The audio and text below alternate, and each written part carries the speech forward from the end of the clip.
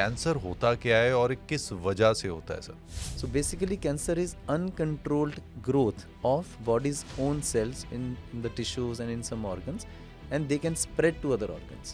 हर organ का जो cancer है वो एक अलग तरीके से बिहेव करता है, फ्रॉम ब्रेन से लेके नीचे पाँव तक. सो हर ऑर्गन्स के कैंसर्स डिफरेंट तरीके से प्रेजेंट कर सकते हैं, उसका डिफरेंट बिहेवियर हो सकता है, उसकी डिफरेंट किस्में हो सकती हैं. This is a very like regular concept everywhere. नुकसान क्या है रीहीटिंग का सर? मैं ये सो व्हाट हैपन्स, जो विटामिन्स हैं they are very fragile.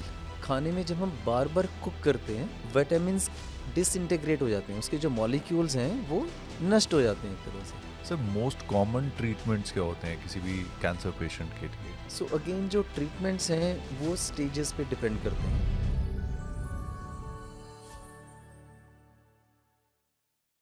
Dr. Sachin Gupta, welcome to the Deep Root Talks. Thank you so much for inviting me here. No, it's a pleasure, sir. And early morning talks and that about health. I think nothing better than that. And getting such a senior doctor with us, ये हमारे लिए एक बहुत बड़ा सौभाग्य की बात है. और उस टॉपिक पे बात करना जो एक बहुत बड़ी प्रॉब्लम बन रही है, आई थिंक इससे बेटर कोई स्टार्ट नहीं हो सकती थी. ज़रूर. Actually, pleasure is mine also, and you are such a wonderful host, and you made such a excellent and beautiful studio for this recording, and I've seen the work you are doing. It's amazing. Thank you Thank so you. much for the same, sir. अभी you are a leading oncologist in this region. तो पहले तो sir हम चाहते हैं कि एक basic भाषा में लोगों को बताया जाए, समझाया जाए कि कैंसर होता क्या है और किस वजह से होता है सर. सो कैंसर तो हम सब बहुत सुन रहे हैं, और कैंसर मेरे हिसाब से हर फैमिली में कैंसर का कोई ना कोई केस है, या अपने क्लोज फैमिली में नियर एंड डियर वंस में हर किसी ने ये इनकाउंटर किया है कि किसी ना किसी को कैंसर हुआ है. और कैंसर एक बहुत ही, ये शब्द बड़ा एक जैसे भयानक शब्द नहीं है, एकदम से डर पैदा कर देता है कि कैंसर हो गया. तो it's shocking news, and shocking for the patient, for the family.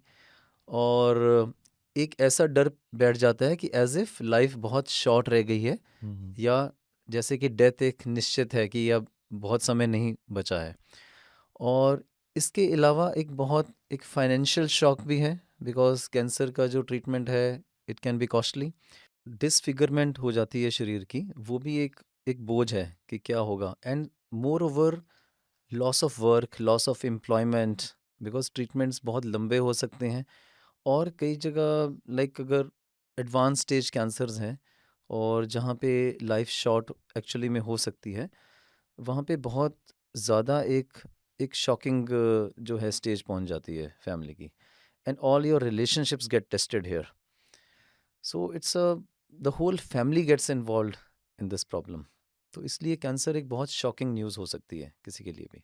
जी, पर एग्जैक्टली सर जब जब हम कहते हैं कि किसी को कैंसर है, तो अंदर क्या होता है सर कि सेल्स जो आपके कह सकते हैं जो आपके अगेंस्ट है सेल्स वो मल्टीप्लाई हो जाते हैं और वो उनकी मल्टीप्लिकेशन रुकती नहीं है या उसको. Something like that.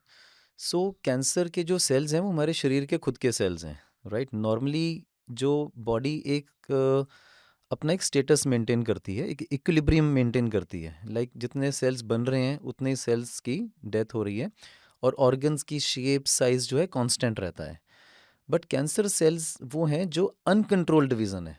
They are dividing endlessly, and जो बॉडी का जो कंट्रोल है सेल्स की डिवीज़न पे, वो कंट्रोल ख़त्म हो जाता है, बिकॉज कुछ जेनेटिक चेंजेस आ जाती हैं अंदर जीन्स में. जो there are certain pathways, right. Cells के सरफेस पे रिसेप्टर्स होते हैं, रिसेप्टर्स एक्टिवेट होते हैं, रिसेप्टर्स सेल्स के अंदर जाके न्यूक्लियस को एक्टिवेट करते हैं, सेल डिवीज़न को प्रमोट करते हैं. So there are cancer promoting genes and tumour suppressor genes. So या तो प्रमोशन वाले जीन्स एक्स्ट्रा एक्टिवेट हो गए, या सप्रेस करने वाले जीन्स डीएक्टिवेट हो गए. तो मल्टीप्लिकेशन ज़्यादा है, सेल डेथ कम है, और अनकंट्रोल्ड ग्रोथ है. सो नाउ जब अनकंट्रोल्ड ग्रोथ होगी तो कुछ ना कुछ अल्सर बन जाएगा, ट्यूमर बन जाएगा, मास बन जाएगा, गांठ बन जाएगी. And these cells can break. इनकी टेंडेंसी है, मेलिग्नेंट जो ट्यूमर्स हैं, कैंसर्स हैं, कि सेल्स ब्रेक करके ब्लड के थ्रू या लिम्फ के through they can spread to other organs. जिसको कि हम मेटास्टेसिस बोलते हैं, यानी कि जो स्टेज 4 में दूसरे ऑर्गन्स में पहुंच गया, बिकॉज इन सेल्स की टेंडेंसी है आगे स्प्रेड करने की. So basically cancer is uncontrolled growth of body's own cells in the tissues and in some organs, and they can spread to other organs. Sir इसकी वजह क्या होती है? लाइक आज एक हेल्दी बॉडी है बट कल उसमें कैंसर सेल्स मल्टीप्लिकेशन और अनकंट्रोल्ड मल्टीप्लिकेशन हो रही है, तो वो क्या ट्रिगर्स होते हैं सर जिस वजह से ये होता है? या सो कैंसर एक बड़ी मल्टीफैक्टोरियल डिजीज है, और कैंसर एक डिजीज तो है नहीं है. यू नो, हर ऑर्गन का जो कैंसर है वो एक अलग तरीके से बिहेव करता है, फ्रॉम ब्रेन से लेके नीचे पाँव तक. सो हर ऑर्गन्स के जो हैं कैंसर्स डिफरेंट तरीके से प्रेजेंट कर सकते हैं, उसका डिफरेंट बिहेवियर हो सकता है, उसकी डिफरेंट किस्में हो सकती हैं. Even in the same organ cancer different हो सकता है. लाइक इफ वी से lung cancer, so lung cancer can be small cell lung cancer, non small cell further can be squamous cell, adenocarcinoma, large cell carcinoma, bronchoalveolar carcinoma. तो वो हम tissue diagnosis, जब हम biopsy से उसको sales को microscope में देखते हैं और उस पे उसके ऊपर कुछ स्पेशल स्टेनिंग करते हैं, तो उसमें हमें ये जानकारी मिलती है कि कौन सी किस्म का है. तो हर कैंसर अलग किस्म का हो सकता है, अलग स्टेज का हो सकता है. तो it's a cancers are of various types and multiple जो तरीके के होते हैं, उनके बिहेवियर भी डिफरेंट हो सकते हैं. तो उसी तरह से फैक्टर्स भी जो हैं, कैंसर कॉजिंग फैक्टर्स भी बहुत वेरिएबल हैं. It can range from our diet nutrition, it can range from the chemicals in our food, and to environmental pollution, radiation exposure, and tobacco, smoking, alcohol, और इतना diverse कि lifestyle, our sugar intake, obesity, hormonal imbalances, and most importantly stress also. So इतना diverse उसकी range है. And some cancers can be hereditary, because हमारे genes में कुछ over the generations जो ट्रांसमिट हो रहे हैं, तो although they are less than 10%, but कुछ कैंसर्स इस वजह से भी हैं. सो उसके and you have no control over them. And there are lot of things which we still don't know. We are still trying to discover and find out कि क्या हो रहा है. तो बहुत ज़्यादा रिसर्च इस वक्त, मैक्सिमम रिसर्च दुनिया में जो हो रही है वो कैंसर पे हो रही है, और कैंसर के कॉजेज़ पे, उसके ट्रीटमेंट पे, उसके डायग्नोसिस पे. इट्स अ ह्यूज ह्यूज मतलब जो research going on in this field. So बहुत फैक्टर्स हैं, but if we look at this, like tobacco and smoking, जी. This is single most important cause of cancer which can be easily eradicated. अब ये तो एक habit forming चीज़ें हैं जो तंबाकू का इस्तेमाल है और स्मोकिंग की जो हैबिट्स हैं. So lot of lung cancer is due to smoking. Majority of cancers of जो हमारे फूड पाइप के हैं, थ्रोट के हैं, लाइक गले के, लैरिंग्स के, मुंह के, जीभ के, और even bladder cancer, pancreas cancer. So lung cancer तो है ही है. सो इवन ब्रेस्ट कैंसर का रिस्क स्मोकिंग से बढ़ता है. तो और इसमें सर जो स्मोकिंग में भी चेन स्मोकर्स ज़्यादा वल्नरेबल रहते हैं, या और even peoples like some people say that मैं तो सिर्फ दिन की 3-4 सिगरेट्स ही लेता हूँ तो मुझे नहीं हो सकता, तो are they also vulnerable to so the same? Everybody is vulnerable. So what happens is कि ये जो 3-4 कहते हैं वो होता नहीं है. So once you develop this habit, the habit is because there is craving. उसके अंदर जो केमिकल्स हैं, निकोटीन और ये है, इसकी क्रेविंग है, and these are habit forming substances. तो you don't stop at one, it never happens. तो आप रिपीटेडली करते हो. ऑफ कोर्स उसमें स्मोकिंग का डिफरेंट हो सकता है लेवल सबका, and the more you smoke the more the chances of troubles.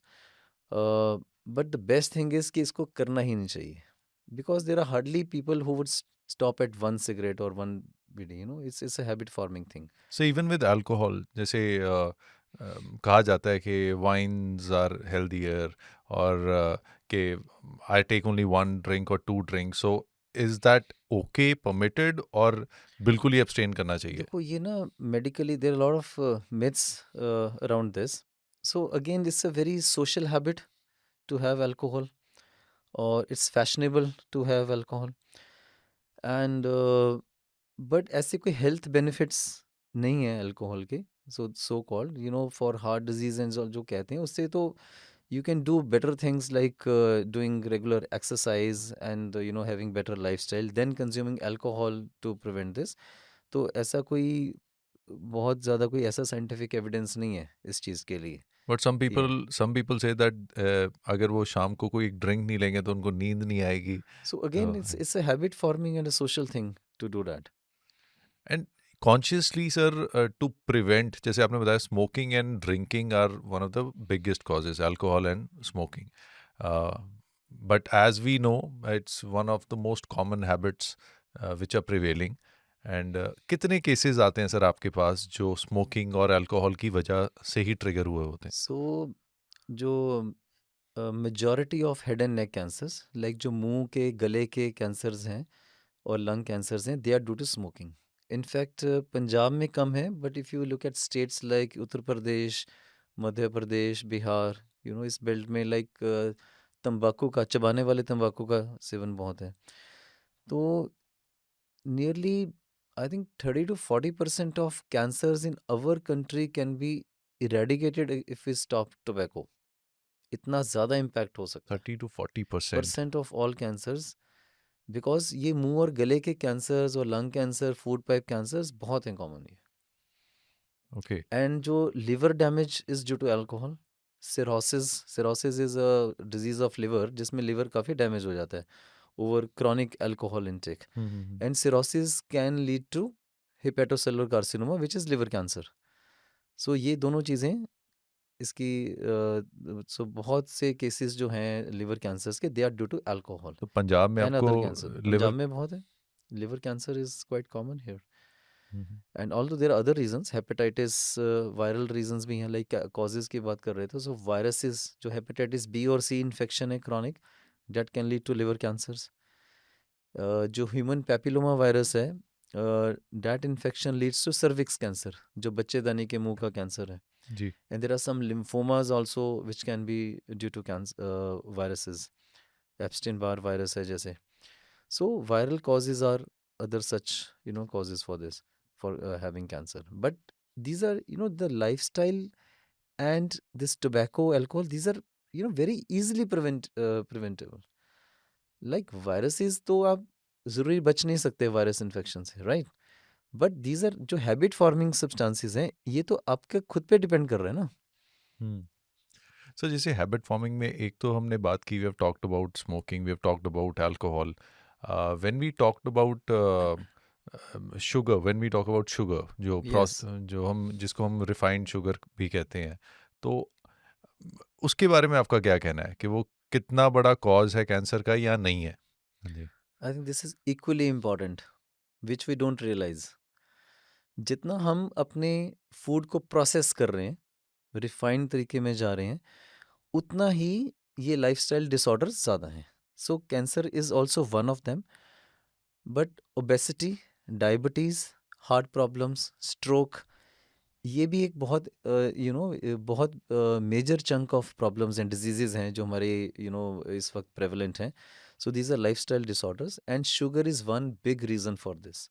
ये हमारा ग्लाइसेमिक इंडेक्स काफ़ी यस। बढ़ा सो देता है। मोर दी सो इसमें क्या हो रहा है when we take refined sugars, so refined sugars are only calories. इसको हम एम्प्टी कैलोरीज भी बोलते हैं। वाई? बिकॉज इसमें कोई विटामिन मिनरल्स और प्रोटीन्स तो कुछ मिल नहीं रहे। We are only getting refined carbohydrates, and when we consume things like which are more sugary and like this shakes, frappes, and very high content ke sath coffees, tea, and all your sweets, your bakery items, cakes, pastries, burgers, so all these things would lead to immediate surge of glucose in the blood, and the pancreas are going to secrete more insulin. उसको और उसको digest भी तो करना है ना body को। तो बॉडी उसको डाइजेस्ट करने के लिए और इंसुलिन बनाएगी। उसको इंसुलिन उसको शुगर को ख़त्म करेगी, फिर दोबारा क्रेविंग होगी और खाने की। So this is a cycle, this goes on and this leads to obesity. तो मोटापा itself increases risk of cancer and other problems also. But sir ये सब खाना तो सेलिब्रेट किया जाता है, हम हर जगह मिठाई देते सो हैं। हाँ जी। लुक, कई चीज़ें ना एक सोशल नॉर्म्स बन गए हैं। सो ऐसा ज़रूरी नहीं कि जो नॉर्म्स बन गए हैं वो हमारी हेल्थ के लिए अच्छे हैं। राइट, ये तो दिस इज़ आवर डिसीज़न ना कि हमने क्या खाना है, क्या पार्टी करना है। करनी है तो बर्गर खाएँगे, कुछ अगर किसी खुशखबरी है तो मीठा खाएँगे। You are absolutely right, unfortunately ऐसा ही बन गया है। But it's on you and me to change this things. हम पार्टी फ्रूट्स की भी कर सकते हैं, बट वो हम करेंगे नहीं, because that's not a social norm. वो अच्छा नहीं लगेगा एंड मे बी उसमें कोई सेलिब्रेशन नहीं नज़र आएगी। So yes. Only when we do not only burgers and things, even अगर हम नॉर्मल फूड भी लें, it's more oily, it's no heavy with जिससे हमारे टेस्ट बड्स ज़्यादा सेंसेशनलाइज हो जाएं, टिटिलेट हों। तो ऐसा खाना हम पसंद करते हैं usually. That's what happens in parties. But sir हर घर में एक चीनी का डब्बा होता है। फिर उसके बाद अगर हम बात करें तो हर एक ऐसी चीज़ जैसे नमकीन, बिस्किट, ये सब चीज़ें होती हैं और वो सुबह उठ के हमें बिस्किट खाने हैं, चाय पीनी है और चाय में चीनी भी होनी चाहिए, नहीं तो एनर्जी नहीं आएगी। और a lot of people they say that we can not even go to the washroom अगर हम वो चाय ना पिएँ और चीनी ना हो। तो इवन एक जनरलाइज़ सर है, मैं I try to promote it in my office as well कि चीनी वाली चाय क्यों पीनी, आप गुड़ या फिर जो देसी खंड डाल के डालो। कहते नहीं हमें वही चाहिए, कई जगह कि उसके बिना हमें फुर्ती नहीं आएगी, हम काम नहीं कर पाएँगे। तो ये किस वजह से हुआ है और उसका कितना डीप इम्पैक्ट है लीडिंग टू कैंसर? सो ये इसमें कुछ समय लगा है, पिछले कुछ डिकेड्स में ये हैबिट्स हमने बनाई हैं। आई थिंक हमारे जो ग्रैंड पेरेंट्स और उनके पेरेंट्स को ये हैबिट्स नहीं थी कि सुबह उठ के चाय पीनी है। तो ये पिछले आई थिंक 60 ईयर्स में ये चीज़ें ज़्यादा प्रेवलेंट हो गई हैं कि चाय के बिना हम मूव नहीं कर रहे हैं, काम नहीं कर रहे हैं। सो this is again a matter of habit. ये आदतें हमने बनाई हैं, डेवलप की हैं over a period of time. But हमें इसके लिए कुछ हेल्दी रिप्लेसमेंट्स ढूंढनी चाहिए अभी, राइट? क्या हम उसको नींबू पानी से रिप्लेस नहीं कर सकते? नारियल पानी से कर सकते हैं, right? And we can have so green teas भी अवेलेबल हैं। So there lot of variety of chamomile है, like you offered hibiscus tea. So there are other options so green also, teas there are are natural good. Juices also. Okay. So वो चीज़ों से हम इनको replace कर सकते हैं। And चीनी का डब्बा तो घर में रखिए मत। This would be my sincere advice. Avoid refined sugars and other refined items.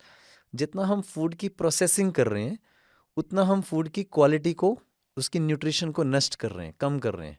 सो उसमें से विटामिन्स और मिनरल्स को हटा रहे हैं, और प्लस कुछ ना कुछ केमिकल्स या प्रिजर्वेटिव्स ऐड कर रहे हैं उसकी शेल्फ लाइफ बढ़ाने के लिए।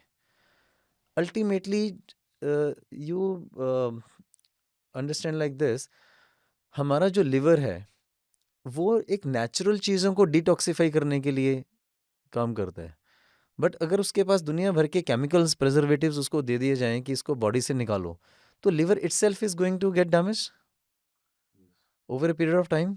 वो भी बेचारा कितना हैंडल करेगा? मतलब ओवरबर्डन कर रहे हैं हर एक ओवरबर्डन ऑर्गन कर रहे हैं को। हम केमिकल्स के साथ, जो प्रोसेसिंग में जो इस्तेमाल हो रहे हैं, शेल्फ लाइफ बढ़ाने के लिए इस्तेमाल हो रहे हैं। और सर जैसे आजकल इतनी अडल्ट्रेशन के इश्यूज भी हैं खाने में, कई बार हम बात करते हैं, कहते हैं कि चीनी तो फिर भी रिफाइंड है, हम तो इनडायरेक्टली कितने पेस्टिसाइड ही खा रहे हैं। यू आर तो एब्सोल्युटली राइट। तो उस केस में लोग कैसे बचे? सो लुक, ये ना, so there are two ways to look at it. One is individual responsibility. Individual responsibility में आप, इफ लाइक आपके पास अभी इंफॉर्मेशन और नॉलेज आ गई है कि इससे बचना है, तो आप अपने खाने को ऑर्गेनिक बनाओ जितना भी पॉसिबल है, एट एन इंडिविजुअल लेवल, कि मैं एटलीस्ट मैं ऑर्गेनिक खाऊंगा अपनी हेल्थ के लिए। And so procure organic, try to grow organic, अपना किचन गार्डन बना सकते हैं। एंड मार्केट से ट्राई टू जो भी है ऑर्गेनिक चीज़ें ले सकते हैं। दूसरा है सोसाइटी का जो रिस्पॉन्सिबिलिटी है, प्रमोट ऑर्गेनिक। उसके लिए as a group, as a you know like I just tell you about this, हमारा खुद का एक इनिशिएटिव है। हमने एक सेल्फ ऑर्गेनिक फार्मिंग सोसाइटी बनाई है, where we have taken a 4 acre land. And वो भी हमारे ग्रुप मेंबर की है। And we got inspired from Kheti Virasat mission. And so this organization is promoting organic farming in North India, especially in Punjab. And Umendra ji हैं इसके जो संस्थापक हैं जिन्होंने ये शुरू किया है, और इनको लगभग it's may be more than 20 years ये काम कर रहे हैं। एंड तो उनसे इंस्पायर होकर हमने शुरू किया, और हम इस लैंड पे टोटली 100% ऑर्गेनिक चीज़ें उगा रहे हैं, vegetables and fruits, and we are distributing among our members. तो इस तरह के आई फील कुछ हमारे जो फ्रेंड्स हैं लुधियाना में, जलंधर में, वहाँ पे भी शुरू की हैं उन्होंने इस तरह की सोसाइटीज़, जब हम ये काम कर रहे थे पिछले 6 साल में। तो इस तरह के और ग्रुप्स की ज़रूरत है। प्लस वी शुड हमें सोसाइटी में चेंज लाने के लिए अपने फॉरम्स पे, जैसे अब today we are doing it, सबको ये इन्फॉर्मेशन देनी है कि जितना हम ऑर्गेनिक जाएंगे, जितना हम केमिकल से बचेंगे, उतना ही हम और हेल्दी अपनी लाइफ को बना सकते हैं। जी सर, इंडिया शुरू से, अगर हम जैसे भारत की बात करें, इंडिया की, अगर पुराना जो हिंदुस्तान भी था, तो वो खाने में शुरू से देसी रहा है। ये कब ये ट्रांजिशन आया जब हम एक कंफ्यूज्ड जनरेशन बन गए in terms of our so eating habits? Unfortunately हमें विदेशी चीज़ें बहुत अट्रैक्ट करती हैं कि जो भी वो कर रहे हैं वो बेटर है। आई थिंक हमें ना we have to be smart like an ant, चींटी की तरह ना स्मार्ट होना चाहिए, जो मिट्टी के ढेर से भी एक चीनी का दाना जो है ना चुन सकती है, right? So we should learn good things from others, but unfortunately we are learning not only good things but all the bad things also from the West. तो ये एक हमारी समस्या है, एक जो हमें एक इन्फैचुएशन है विद दी फॉरेन थिंग्स की वो सारी अच्छी हैं, ऐसा नहीं है। But you know the West is very good at marketing. उन्होंने सारी दुनिया को फटी जीन्स पहना दी हैं, सो दे आर वेरी हाँ, good at it. So yes. Marketing उनकी एक बड़ी स्ट्रॉन्ग कैपेबिलिटी है। And so we need to be very sharp and smart in choosing what is good for us, and in the garb of like let's say green revolution, जब बहुत food की ज़रूरत थी उस समय बहुत फार्मिंग को लाइक वीट राइस का सर्कल शुरू हो गया पंजाब हरियाणा में, एंड हमारे मिलेट्स कहीं पीछे रह गए। यू नो इट है ना कि ज्वार बाजरा रागी ये ट्रेडिशनल क्रॉप्स थी, एंड इसमें वाटर रिक्वायरमेंट कम थी। तो बहुत सी चीज़ें इसके साथ जुड़ी हुई हैं, और rice is not a traditional crop for Punjab and Haryana, right? South में जहाँ पे वाटर अवेलेबिलिटी ज़्यादा है, मानसून्स उधर ज़्यादा हैं, यू नो कोस्टल रीजन में, वहाँ राइस की प्रोडक्शन ज़्यादा थी। बट हमने ट्यूबवेल लगा के, कैनाल्स बना के, यू नो हमने अपना वाटर टेबल को इतना नीचे कर दिया है, अभी तो 300 400 500 फुट पे अपना पानी चला गया है, और केमिकल्स डाल डाल के हर हर सीज़न में, मतलब they are 2 seasons of crops, 3 seasons of crops, इतना केमिकल है हमारी सॉइल में, इट्स अनइमेजिनेबल। और वाटर है नहीं हमारे पास इतना। So we have changed our food habits, पिछले 60-70 ईयर्स में हमने बहुत चेंजेस कर दी हैं over a period of time. मेरा मानना है कि हमें we should go back to our roots, like you are doing a deep root program, so we should go back to the roots और ट्रेडिशनल चीज़ों को रिवाइव करें। ज्वार बाजरा रागी इन चीज़ों को वापस लेके आएं, अपनी डाइट को जितना नेचुरल बना सकते हैं उतना नेचुरल बनाएं, प्रोसेसिंग को कम से कम करें। सो री हीटिंग री कुकिंग, उससे उसकी फूड की ना जो न्यूट्रिशनल वैल्यू है वो कम हो जाती है। सर, जैसे रीहीटिंग की बात करें तो माइक्रोवेव्स हर घर घर में है, और बहुत रीहीट होता है। 6 महीने पहले तक मैं भी बहुत करता था। तो अभी समटाइम्स अगर मेरे लिए खाना आता है तो वो ठंडा होता है, तो दोबारा मैं लेके नहीं जाने देता। मैं कहीं ठंडा खाऊंगा, दोबारा नहीं गर्म करना। तो I have consciously realised, but ये this is a very like regular concept everywhere. नुकसान क्या है रीहीटिंग का सर, मैं ये जानना चाहता सो व्हाट हैपन्स, जो विटामिन्स हैं दे आर वेरी फ्रेजाइल। खाने में जब हम बार बार कुक करते हैं विटामिन्स डिसइंटीग्रेट हो जाते हैं, उसके जो मॉलिक्यूल्स हैं वो नष्ट हो जाते हैं एक तरह से। आई मीन देखने में खाना ठीक है, यू कैन कंज्यूम इट, आपका पेट भर जाएगा, आपको तसल्ली हो जाएगी, बट उसकी उसकी उतनी न्यूट्रिशनल वैल्यू नहीं रहती है, बिकॉज विटामिन्स नष्ट हो रहे हैं उसमें से, आपको मिल नहीं रहे हैं। अगर आप अपने हमारे लोगों का टेस्ट करें, हमारे सब we are all deficient in like vitamin D, sunshine नहीं मिल रही है ना, कैल्शियम कंटेंट कम है हमारे खाने में, बिकॉज हमारी सॉइल इज़ डिप्लीटेड, एक तो फूड में वो चीज़ नहीं आ रही है, ऊपर से जो आ रही है उसको हम बार-बार गर्म करके उसको खराब कर रहे हैं। सो उतना ही बनाओ जितना नेसेसरी है, right? Have reasonable quantities. Over एक तो ज़्यादा बना लेना, फिर उसको बार-बार गर्म करके सुबह का रात को खा लिया, फिर बचा हुआ अगले दिन खा लिया, तो इट्स लाइक बासी खाना, उसकी उसकी क्वालिटी इज़ डाउन। तो उसको we should try to avoid reheating again and again चीज़ों की। Fresh thing is the best, जितना भी हम फ्रेश कर सकें उसको, और जितना रॉ कर सकें वो और भी अच्छा है।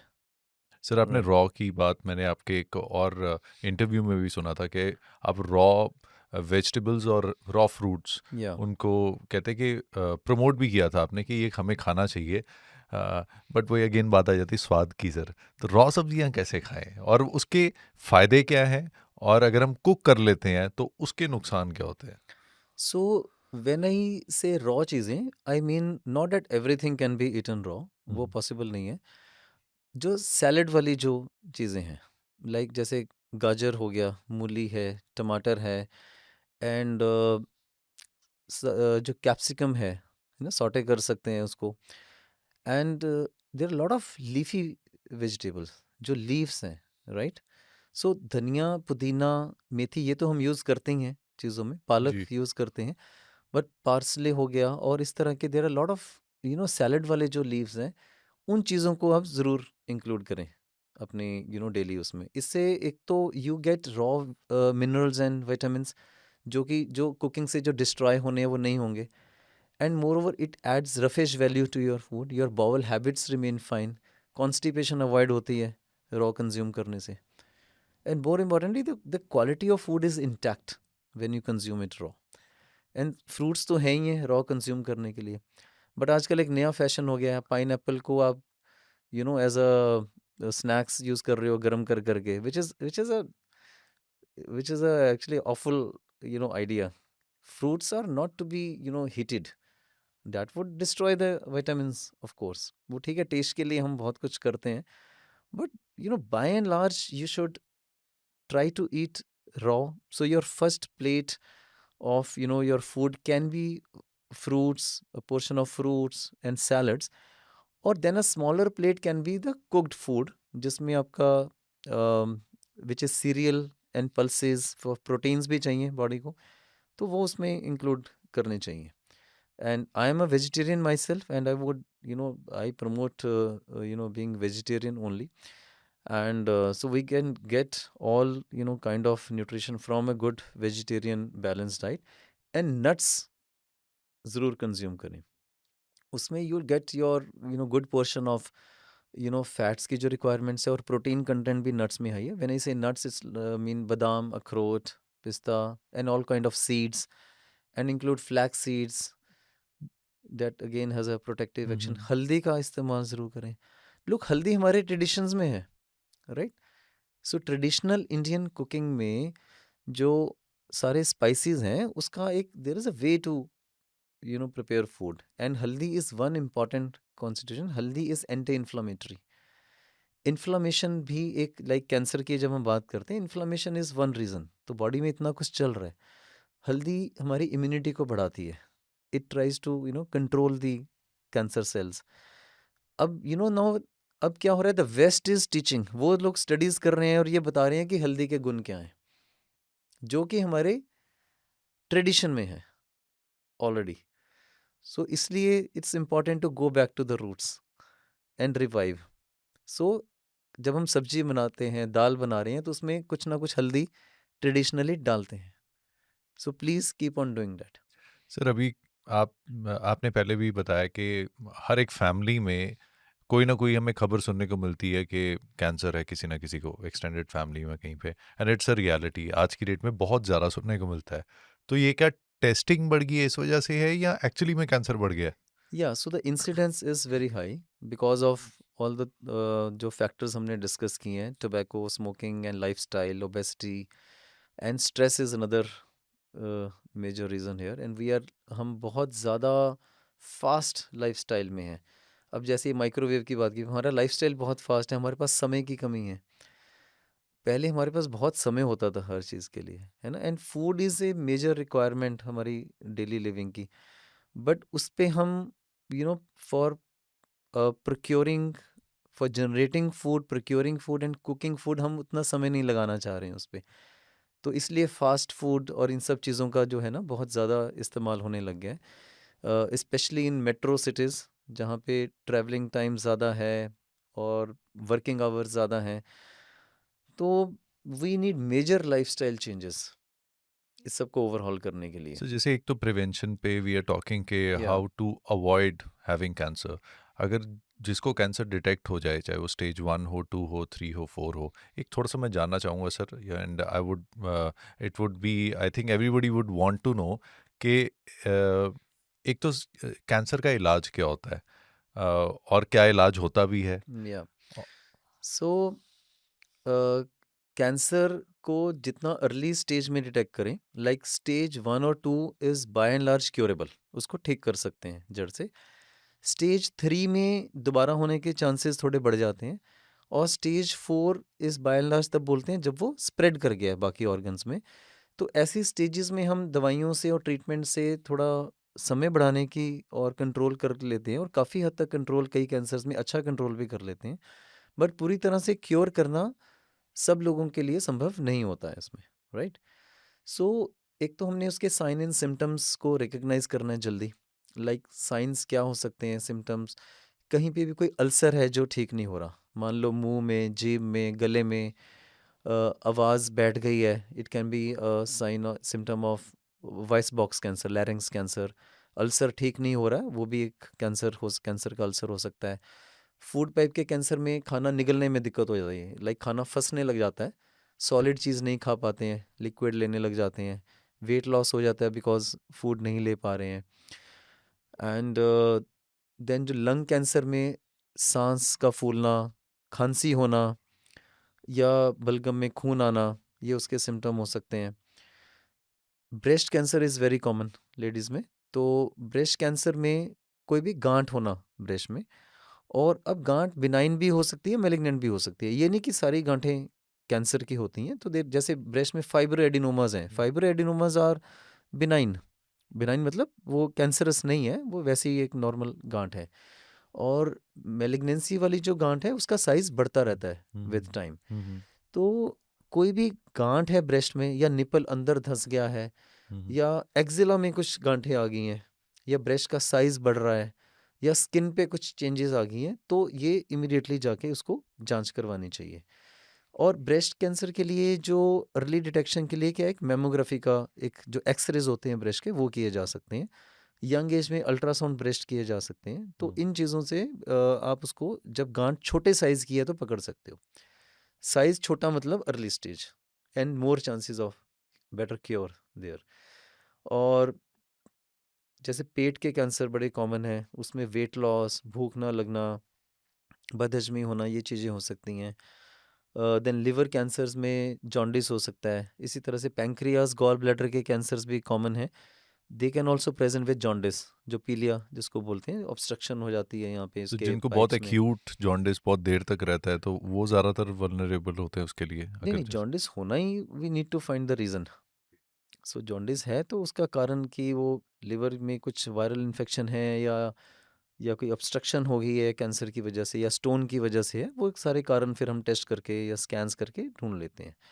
और कुछ कैंसर्स होते हैं जैसे जो सर्विक्स कैंसर है, बच्चेदानी के जो मुंह का कैंसर जिसको बोलते हैं, ये फीमेल्स में ये भी काफ़ी कॉमन है। इसमें ब्लीडिंग हो जाती है, अपार्ट फ्रॉम मेंस्ट्रुअल साइकिल्स कोई तो ब्लीडिंग हो इसके रही लिए है। पैप स्मेयर टेस्ट होता पैप है। स्मीयर टेस्ट इज़ दी, हाँ, वो उसकी डिटेक्शन के लिए, अर्ली डिटेक्शन के लिए। और इसके लिए तो now human papilloma virus infection causes, कई सालों में अगर ये इन्फेक्शन रहती है तो किसी किसी को ये सर्विक्स कैंसर कर सकती है। Now there is a vaccine available for human papilloma virus, तो which is again very effective. तो वो जैसे फीमेल्स के लिए वो कर सकते जैसे हैं। वैक्सीनेशन को लेके भी लोगों के मन में एक डर होता है। मैं even in my family convincing even my wife sometimes is a big challenge that you need to be vaccinated, और ये एक इम्पॉर्टेंट चीज़ है। सो वो एक वैक्सीन को लेके डर होता है कि उसका कोई नेगेटिव इफेक्ट तो नहीं होगा। देखो, vaccines can cause mild fever या ऐसा कुछ शुरू शुरू में कर सकती हैं 1-2 दिन के लिए। But if you look back, vaccines ने, जैसे पोलियो वैक्सीन है, जी। तो polio is almost eradicated with that. Small pox के बहुत केसेस होते थे जिसमें जिसको चेचक बोलते थे, दाग नहीं पड़ जाते थे स्किन पे। जी, अब वो एक there is a universal immunisation programme by government of India जी, जिसमें सब बच्चों को इसकी वैक्सीन दी जाती है। जी, जी, जी, जी। तो उससे small pox was eradicated many years back. तो वैक्सीन्स को पूरा गलत बोलना ठीक नहीं है। आई थिंक जो भी ट्राइड टेस्टेड चीज़ है we should accept it. There are good examples in front of us, जैसे मैंने अभी आपको बताया। जी, जी, जी। तो बट इसमें कई काफ़ी समय लगता है। वैक्सीन्स की टेस्टिंग ओवर द ईयर्स होती है और उसको फाइनली उसको यूज़ में आना, फिर उसको सोसाइटी में देना और उसके फिर लॉन्ग टर्म रिजल्ट्स, तो फिर इट टेक्स मैनी इयर्स उसको देखना। But we have seen results.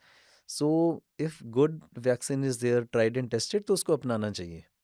Sir most common treatments क्या होते हैं किसी भी कैंसर पेशेंट के लिए? एक जैसे हम केमोथेरेपी या रेडियोथेरेपी की बात करते हैं। सो अगेन जो ट्रीटमेंट्स हैं वो स्टेजेस पे डिपेंड करते हैं।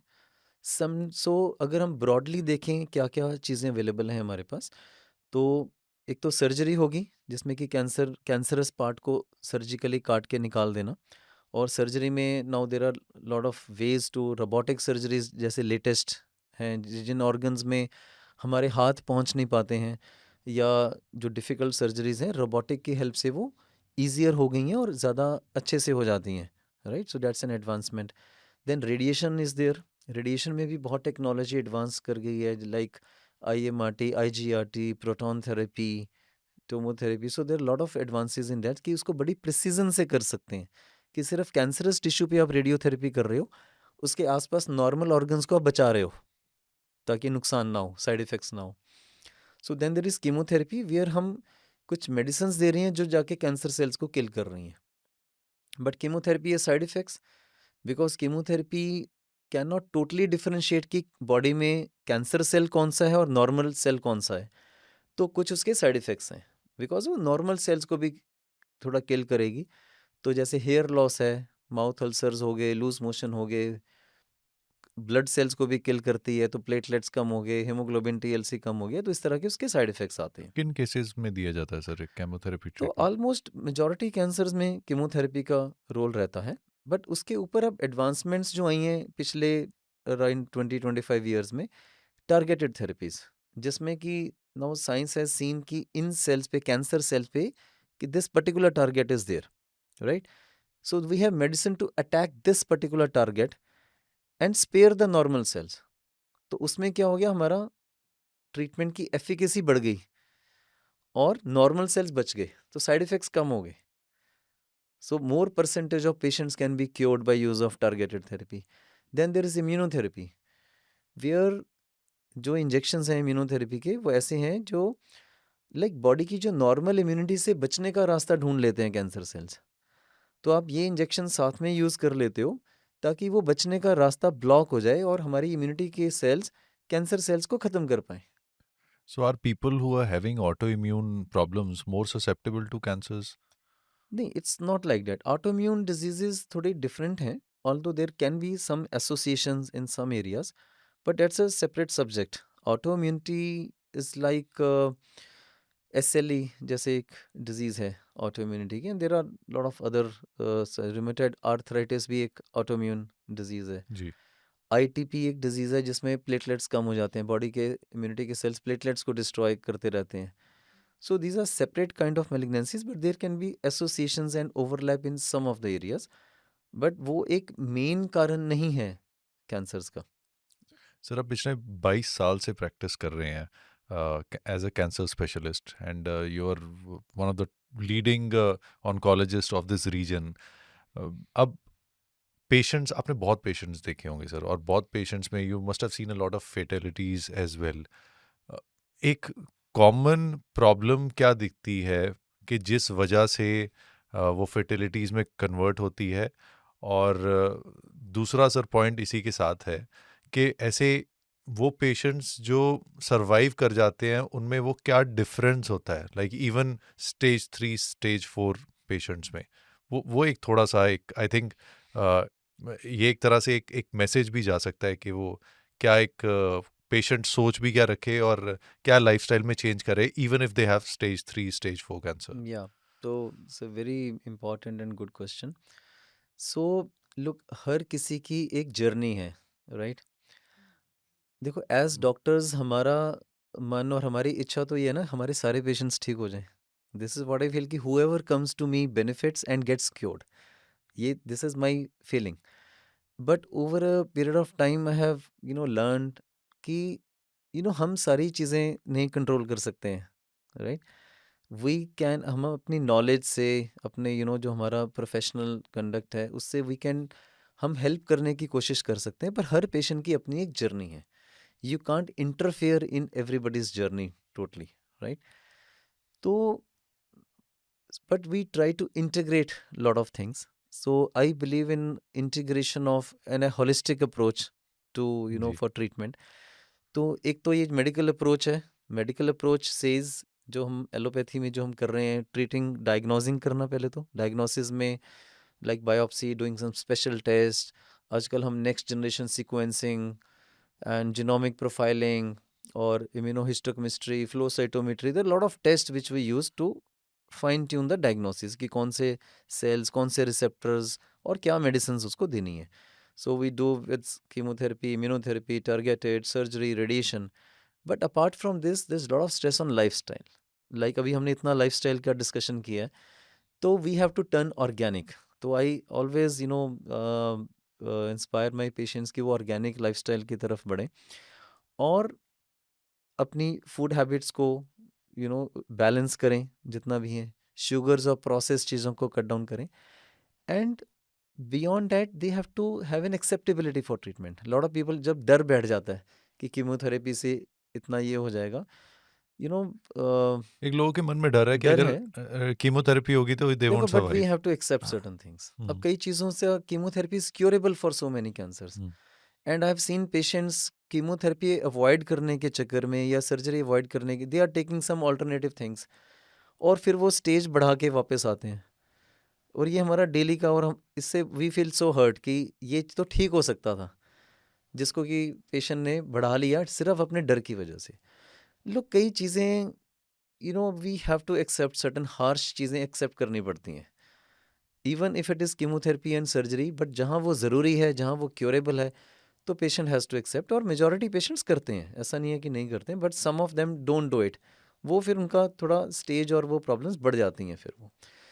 So again I learn from one of my patient, end of course I can't name the patient. तो उन्होंने, जब उनका ट्रीटमेंट चल रहा था, एक देयर वाज यंग लेडी, तो उन्होंने बोला कि मैंने अपना ट्रीटमेंट ऐसे लिया जैसे कीमोथेरेपी नहीं, अमृत जा रहा है मेरी बॉडी में। Look at the attitude feeling, attitude, your, the way you look at the situation. आपने उसकी भावना ही चेंज कर दी कि ये कीमोथेरेपी नहीं जा रही जो ड्रिप में, ये तो अमृत जा रहा है, ये मेरे को ठीक कर रहा है। This is what I tell majority of my patients कि इसको कीमोथेरेपी मत समझो, ये अमृत जा रहा है आपकी बॉडी में। Again I learn from one of my patients only. तो इसी तरह से आपको एक्सेप्ट करना है, and you try to be more loving, forgiving person. A lot of things are coming from emotional problems inside. अब हम, when we do medical treatment, हम तो scans देख रहे हैं, बॉडी के अंदर देख रहे हैं, and we are very mechanically doing things. But behind this physical body we have an astral body, we have an energy system. Problem तो वहाँ वायरिंग में आ गई है, एनर्जी फ्लो में आई हुई है। और वो कैसे ठीक होगी? By changing the energy flow. और वो कैसे ठीक होगा? वो मेडिसिन से नहीं ठीक होगा। उसके लिए you have to rewire your energy system. And अब इसमें और भी ज़्यादा एफर्ट है।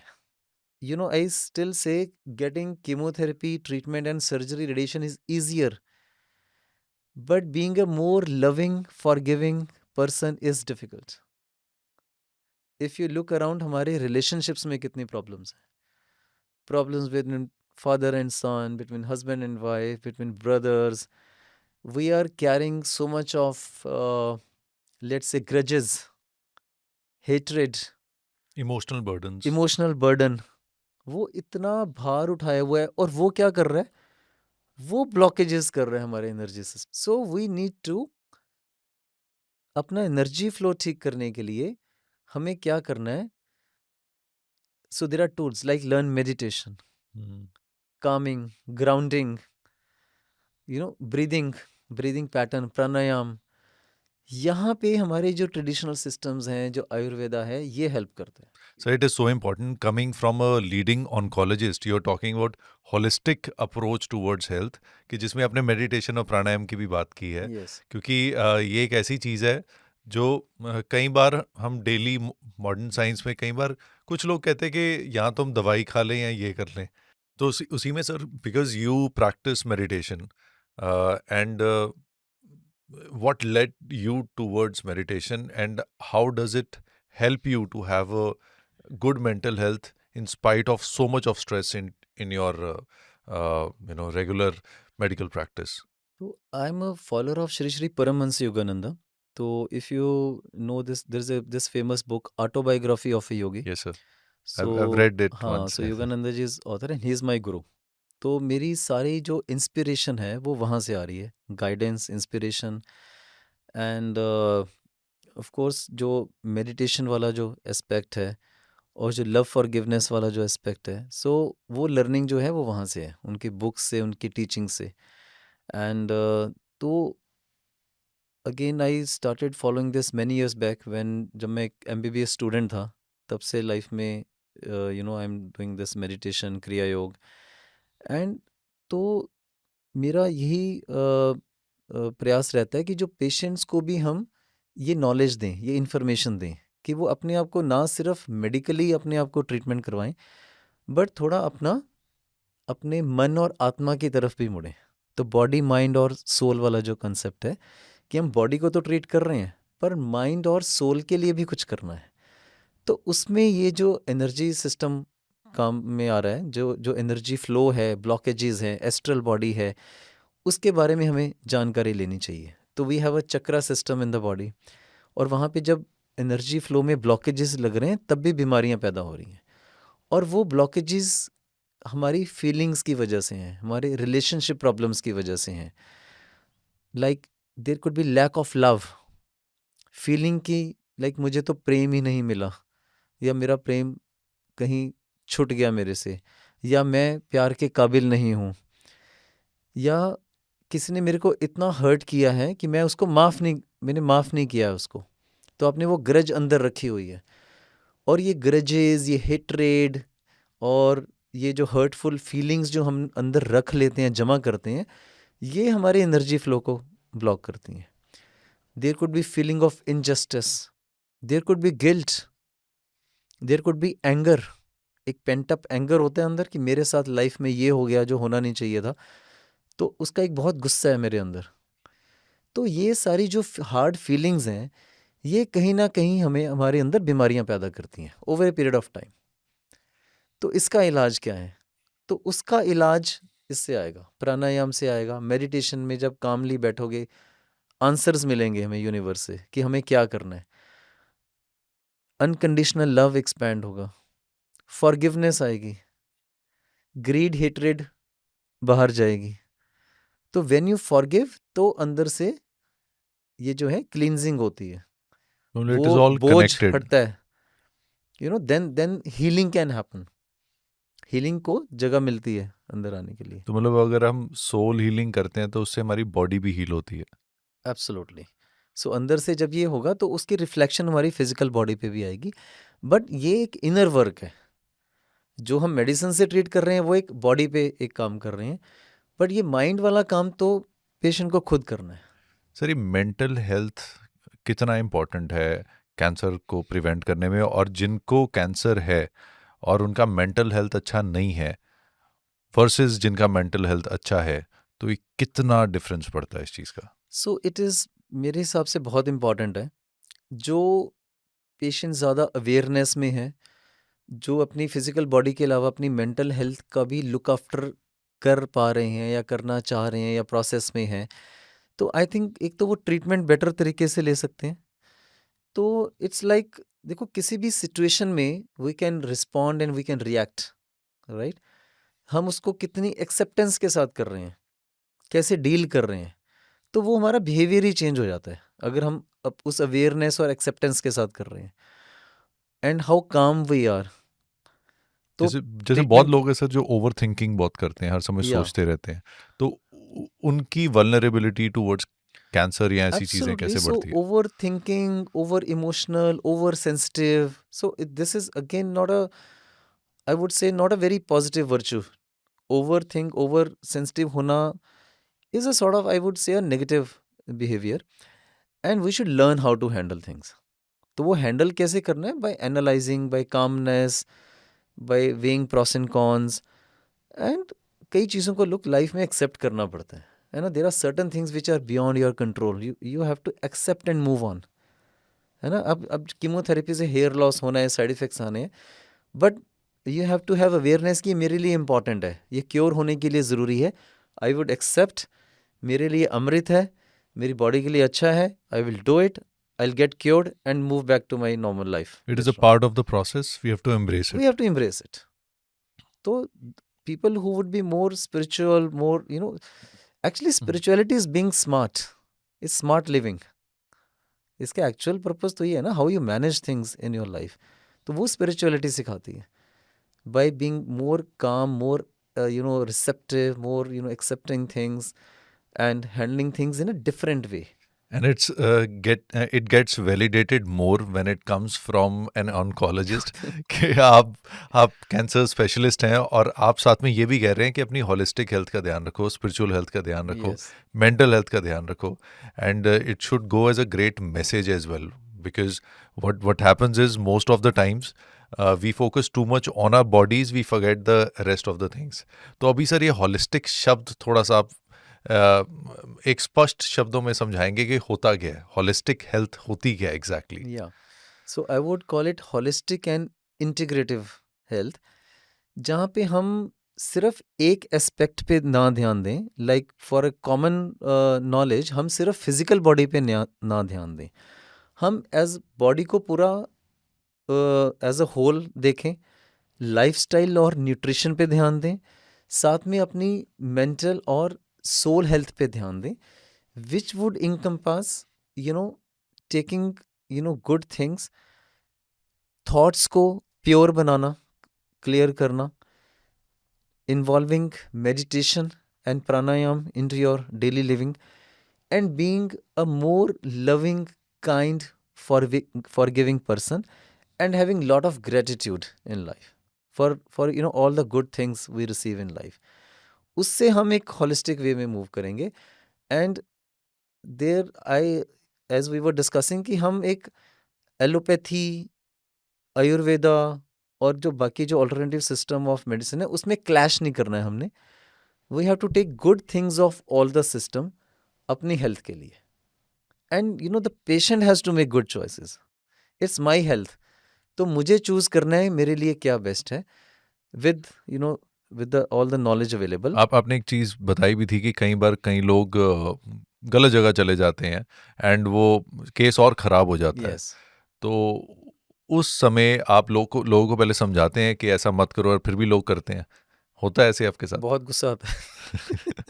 एंड जब आपके पास वापस आते हैं तो कई बार some cancers are so curable in early stages, और जब वो पेशेंट्स कीमोथेरेपी सर्जरी के डर से वो नहीं करवाते और स्टेज बढ़ जाती है, फिर एडवांस स्टेजेस में आते हैं, जब हम क्योर नहीं कर पाते, तो वो जो एक हेल्पलेसनेस डॉक्टर के मन में भी आती है, दैट्स वेरी वो बहुत एक गुस्सा आता है उसमें. एंड यार ये ऐसा क्यों किया.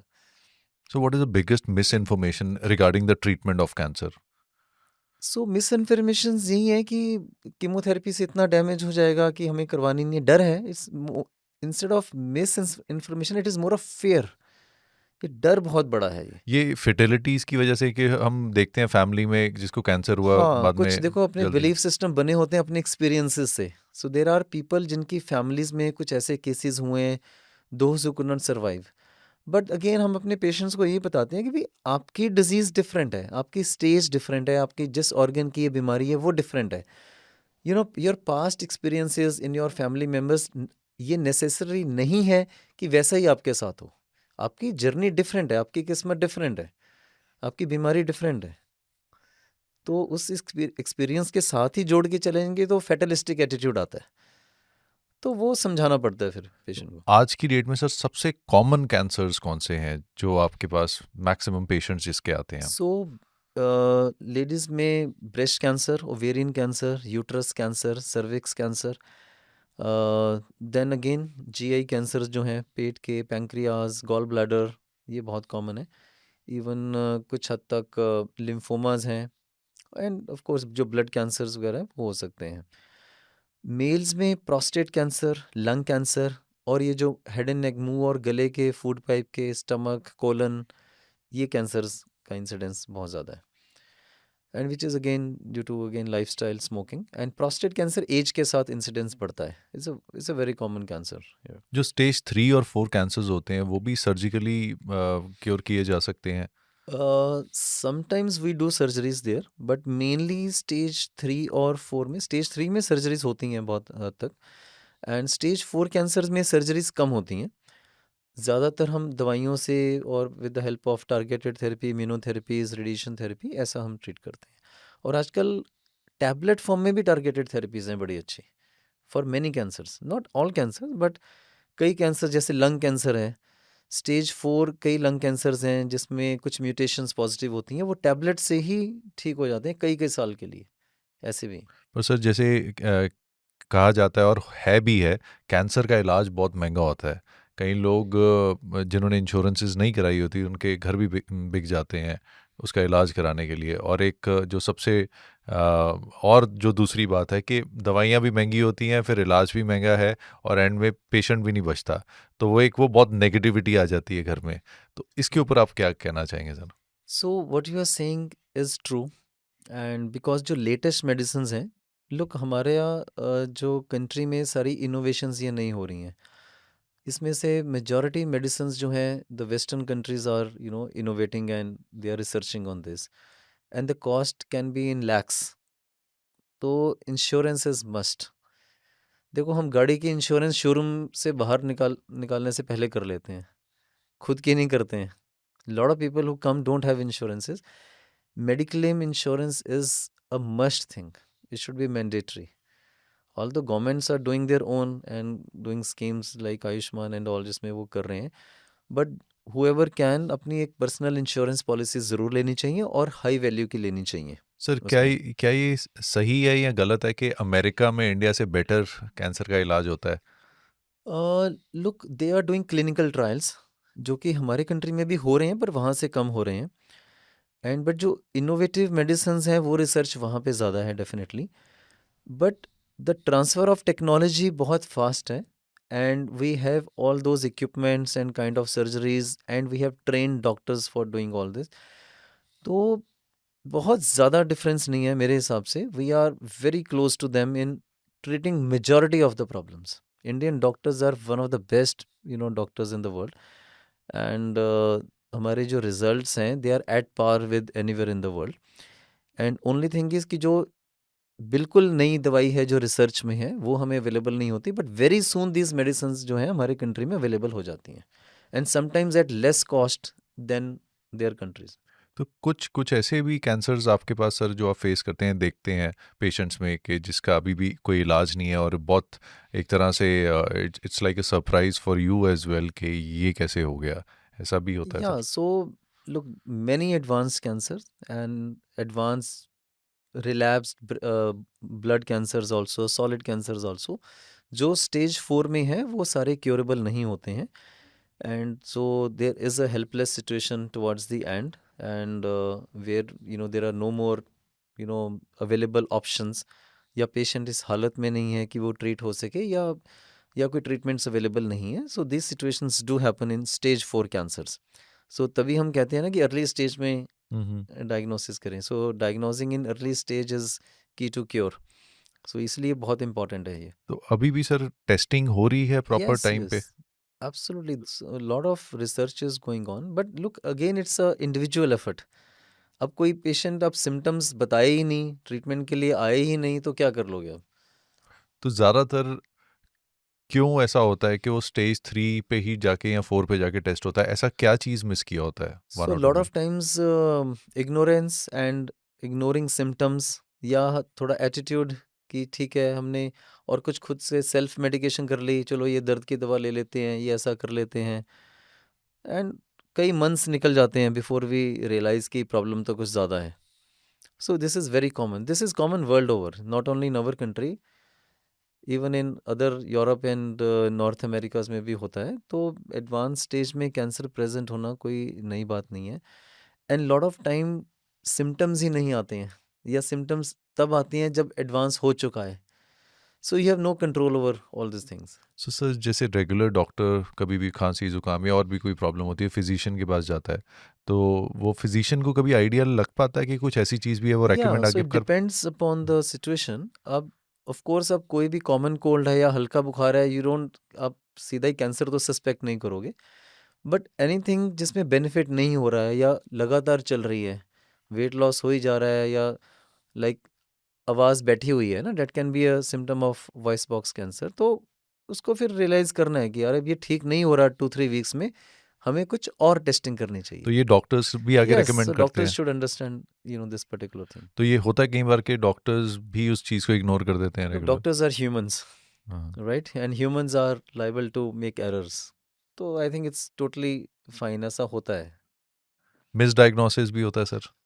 Anything is possible, why not. Okay. क्या हम परफेक्ट ब्रिजेस बनाते हैं? क्या हमारी ट्रेन्स परफेक्टली चलती हैं? क्या हमारी फ्लाइट्स परफेक्टली चलती हैं? क्या हमारी buildings live for 200-400 years? So everybody can make errors. We are humans, so that is perfectly fine, and it is described in medical science. These things can happen, and human body is too complex. And moreover, आप देखो, हम वो चीज़ को treat कर रहे हैं जो हमने नहीं बनाई हुई है. The universe has created, some cosmic intelligence has created this human body, and we are trying to treat it. हम अपनी बनाई हुई मशीन को पूरी तरह से ठीक नहीं कर पाते हैं कई बार. इवन हमारी कार्स 15-20 ईयर्स के बाद they become useless, and we are talking about so complex human body. Sir, एक ऐसा मैसेज आप उन सभी फैमिलीज़ को क्या देना चाहेंगे जिनके फैमिली में कोई ऐसा मेंबर है जिसको भी इस समय कैंसर है, और and they are in distress? तो एक एक क्या मैसेज देना चाहेंगे उनको भी और उस पेशेंट को भी जो इस पॉडकास्ट को देख रहा है या सुन रहा है?